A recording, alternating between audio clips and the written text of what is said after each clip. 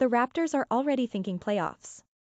It's never too soon. The NBA playoffs are more than 2 months away, and there are many things good and bad that will go on between now and then. Nothing can be assured, but it's always best to prepare as early as possible. The Raptors, in ways subtle and blatant, are taking steps to be as ready as they can be when the postseason arrives. Forget for a minute how they've cut back the rotation to a playoff level 7 or 8, and just the way they are conducting themselves. Think about the things they are asking of their top players, the way they are training them for that cauldron of the physical postseason. That's the most significant part of the long-range plan. It goes to more than just playing through hits. It's things like just getting the ball, Coach Nick Nurse said Sunday, as the Raptors prepared to take on the Hornets in Charlotte on Monday night. All of a sudden, just getting open at different areas and getting the ball, that becomes a physical, lower body, upper body kind of battle. You're battling for position, you're battling to get open, you're using your legs, you're using your wide base, you're using your strength. All those kinds of things, though just stronger and more physical, always help. The Raptors spend what little practice time they have on dealing with the physical nature of the game. Nurse said he was working with OG Anunoby on Sunday about handling the swarming double teams, the swatting hands,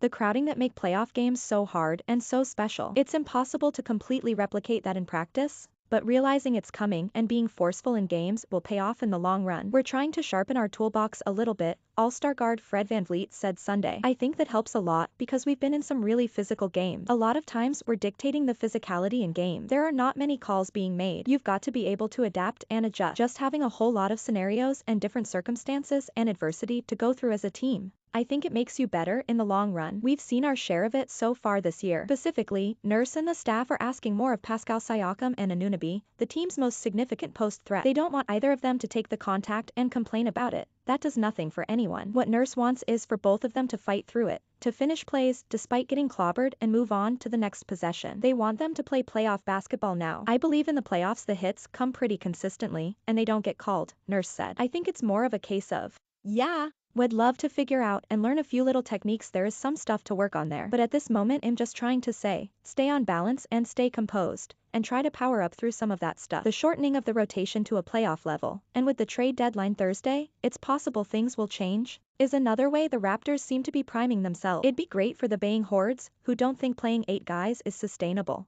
if they were to expand the rotation to 10 or even 11. But if the idea is to win, create chemistry and be ready when it's time, the recent spell is going to help greatly in late April and May. We haven't had that experience together, VanVleet said. We have some experienced guys that have played in the playoffs a bit. We have some guys that haven't played at all. We have a mixture of the two. One thing I can say that is a plus even with all the injuries we've had, our core guys of 5, 6, 7 have played a lot of minutes together. You can feel the growth and the way things have come together. And communication in certain sets and reads that we don't have to think about as much anymore. All of which will be vitally important when the games are. Doug Smith is a sports reporter based in Toronto. Follow him on Twitter at SmithRapsShare. Report an error. Journalistic standard. About the star. Join the conversation question. Anyone can read conversations, but to contribute, you should be registered Torstar account holder. If you do not yet have a Torstar account, you can create one now. Sign in. Register. Conversations are opinions of our readers and are subject to the code of conduct. The Star does not endorse these opinions.